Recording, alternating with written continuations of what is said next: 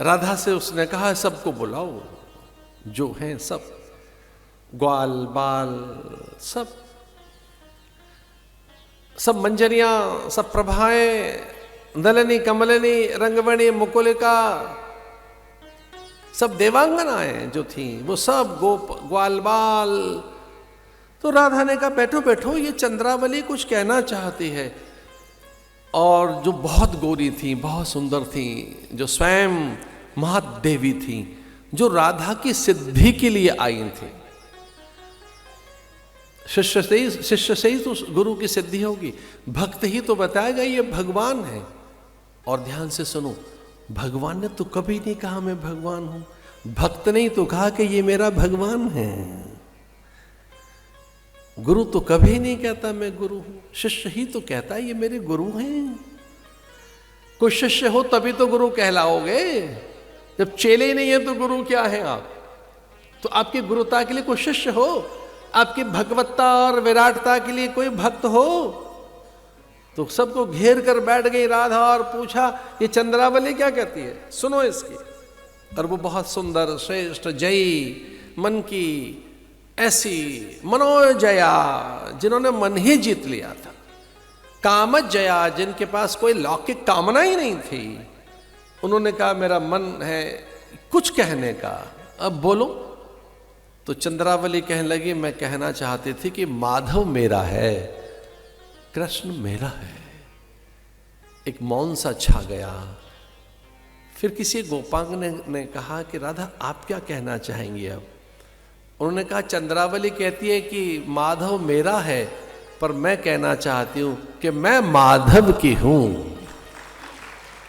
माधव तो सबका है, कृष्ण तो सबका है, मैं माधव का। गुरु केवल मेरा है, ये क्या स्टैंप कर रहे हो भाई? गुरु तो सबके, गुरु मेरा ही है, माधव मेरा ही है, ये मत बोलो। हम गुरु के हैं, हम भगवान के हैं। वे राधा की सिद्धि चाहते थे कि राधा का मौन भंग हो, क्योंकि प्राय जो सिद्ध पुरुष होते हैं उनमें मौन रहता है। गुरु का जो पहला जो लक्षण बताया, ये भी आपको बहुत अच्छा लगेगा सुनकर, कि गुरु का जो पहला लक्षण है वो मौन है। गुरु मौन रहते हैं। गुरोस्तु मौनम व्याख्यानम शिष्यास्तु छिन्न संशया। गुरु कहते ही उन्हें जो प्राय मौन रहते हैं वो बहुत कम बोलते हैं, और अगर बोल रहे हैं तो आपके कल्याण के लिए बोल रहे हैं, आपके उद्धार के लिए बोल रहे हैं। अगर बोल रहे हैं तो आपके पुण्य बुलवा रहे हैं, बोल रहे हैं तो परिस्थितियां हैं, अन्यथा तो आकाश जैसा मौन गुरु में बताया। हमारे महापुरुषों के लक्षणों की चर्चा करते हुए शास्त्र कहते हैं कि गुरु प्राय मौन, गुरोस्तु मौनम व्याख्यानम। गुरु के तो मौन व्याख्यान रहते हैं। राधा बोली ही नहीं, बहुत कम बोली। ब्रह्मणी बहुत कम बोली है। जिनमें प्राय मौन रहता है वो लक्ष्मी जी हैं। लक्ष्मी कभी नहीं बोलती, वो तो करके दिखाती है।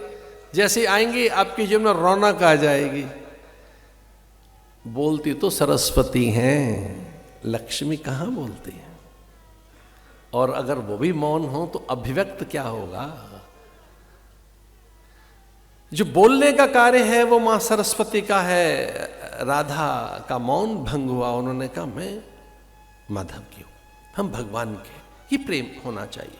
फिर हम उनके हैं तो फिर हम समर्पित रहें। ऐसे उस रास की बड़ी बातें, रास पंचाध्यायी में अद्भुत रास का उल्लेख है कि महादेव स्वयं चले आए।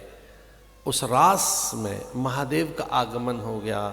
वो अपनी विभूति विस्मृत कर धरती पर चले आए।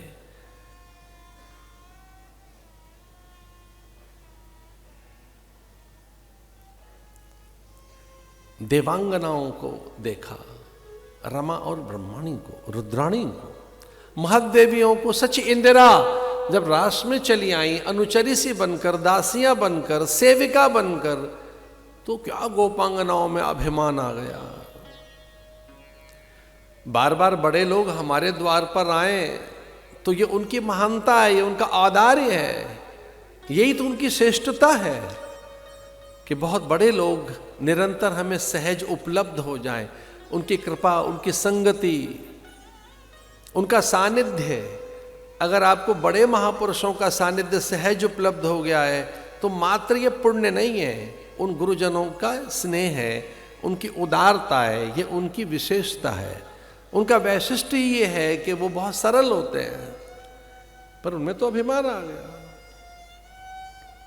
कि देखो बड़े बड़े लोग तो हमारे द्वार पर ऐसे ही चले आते हैं। दक्ष को जो अभिमान हुआ वो यही तो था। दक्ष का अभिमान क्या था कि देखो लोकपाल, दिक्पाल, यक्ष, गंधर्व, किन्नर, मरुदगण मेरे द्वार पर, मैं जब चाहूं तब मैं सनकादिक का आह्वान करता हूं, सनकादिक मेरे निमंत्रण पर चले आते हैं। और कुछ लोग ऐसे ही कभी कभी देखो रुआब और रुतबा दिखाते हैं लोगों को। एक फोन मारेंगे, अभी बात होगी, लगाऊं फोन,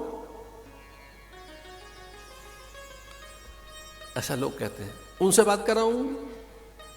बेचारा एक चौराहे पे खड़ा सिपाही ट्रैफिक देख रहा है, बेचारा धूप में, धुएं में,